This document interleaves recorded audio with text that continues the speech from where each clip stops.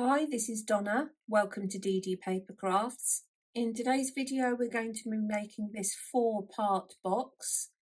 It consists of 2 drawers, either side like so. The drawers measure 4.5 by 2 by 2. And then in addition, we have a box either end like so. And these measure 3 by 2.5 by 2.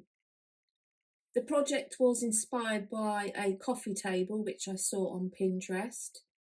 It is easy to resize and reformat, and there are some variations to the box you can make which I'll show throughout the video.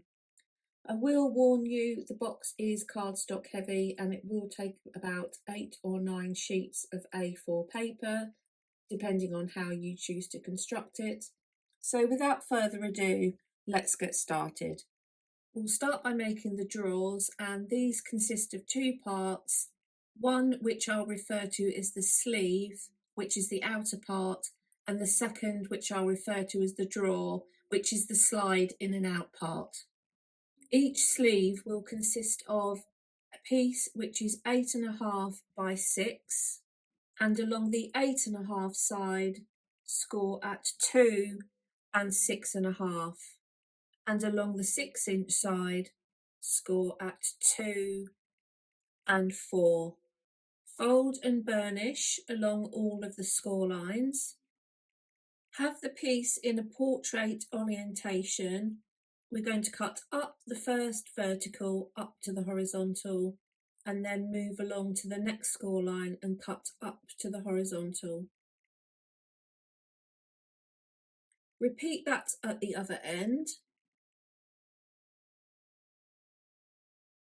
Now within each corner, we're going to cut down the corner square to create approximately a 1/2 inch glue tab.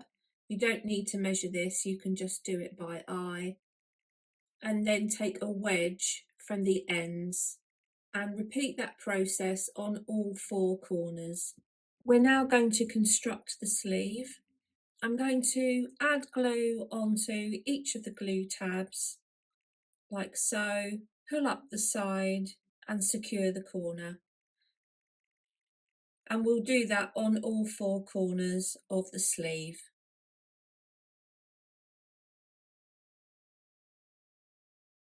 Once that's made, we'll make the drawer section. We're going to construct it in the same way as the sleeve, but I have made it slightly smaller so that it will fit in. Therefore, we're starting with a piece of cardstock which is 8 1/4 plus a 1/16 by 5 3/4 plus a 1/16. On all 4 sides, you'll repeat this process. I'm using my stylus to make a notch at 1 7/8 and 1/16 at the top of the cardstock. I'm then moving the cardstock along to the 2-inch track and then scoring. And as I say, we'll do that on all 4 sides. Fold and burnish. Before we complete our cutting, fold in and over 2 of the ends and just check that it slides in to the sleeve. Pull up the 2 sides and just ensure that the height of the drawer is going to fit. You can then cut and glue this in exactly the same way as we did the sleeve piece. For the boxes, each box will consist of 1 piece, which is 9.5 by 7. Along the 9.5 inch side, score at 1/2, 2.5, 5 and 7, and on the 7-inch side, score at 2 and 5. Fold and burnish. You want the piece in front of you in a portrait orientation with the 1/2 inch tab at the front. We're going to cut up the left-hand side vertical through the first horizontal up to the second horizontal. Rotate and remove that section. We're then going to repeat that on the next score line and remove the right-hand corner. This is creating the lid and the flap for the lid. Cut up each of the vertical score lines up to the horizontal. We're now going to create the sides of the box. Rotate and repeat on the opposite side. And then take a wedge from the central and the right hand side flap. Now you might find it easier to leave this straight, particularly when it comes to pulling the sides around and forming the box. So this is a personal choice. I'm then going to use my corner rounder to round off the corners on the front flap of the lid. Again, this is my personal preference. And use my circle punch to take a notch from the opposite end. Now you will note that the central tab is going to be shorter as we pull the piece together. I'm going to add glue onto the top of that and onto the top of the end tab. And as I pull the piece around, I'm going to pull the full square over the top of the central tab and then those two over the back tab. And that means I get a nice square at the front and I get a full length tab on the inside. Repeat at the other end and you should now have 2 drawers and 2 boxes. I'm now going to lay my boxes out into the orientation and I'm going to add a piece of cardstock onto the base to secure these together as well. Now you may not want to add the base cardstock. You may want to leave the piece as it is.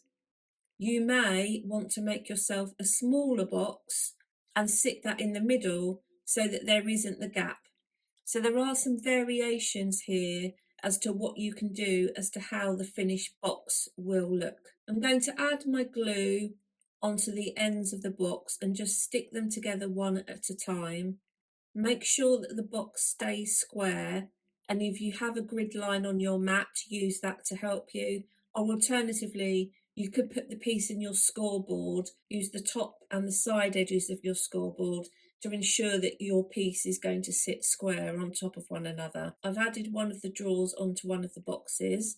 I'm now going to continue adding glue onto the relevant surfaces and joining the 4 boxes up. Before I add each box, I'm making sure that the drawer is pointing outwards, and as I have chosen, my small boxes open from the bottom. I've cut myself my base, which is 7 inches by 5 inches, but I want to make sure that the finger notches I've cut are not impeded at all by adding the base onto the bottom.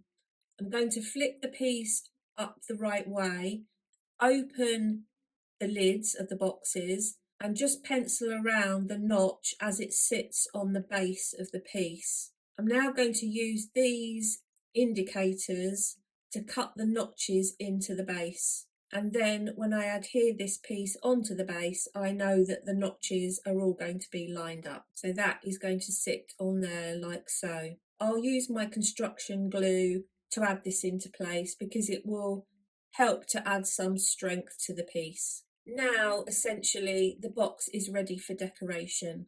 Here's my decorated piece. I decided to go for a sewing type theme as I'm going to be putting threads and etc in it. I've added decorative paper onto all of the sides and you can see I decided to add a whole piece to the top. I've used some spare bobbins that I had to create the handles on the drawers and some old buttons just to add onto the box sections, and I used some stitch rub-ons on the top, and the box sides were covered in paper which I used a stitch style embossing folder on. I'll give you the sizes of the pattern paper. I've used 1 sheet to cover the top, which was 7 by 5, but you may want to decorate each of the 4 boxes individually. Overall, I'm really happy with how the piece has come out. I think it has got a very stylish look to it. As I said at the beginning, it will be really easy to resize this, and I think this would look good even if it was doubled up as a 2-tier box. I hope you've enjoyed today's video. If you haven't done so already, please consider subscribing to the channel, and until next time, thanks for watching.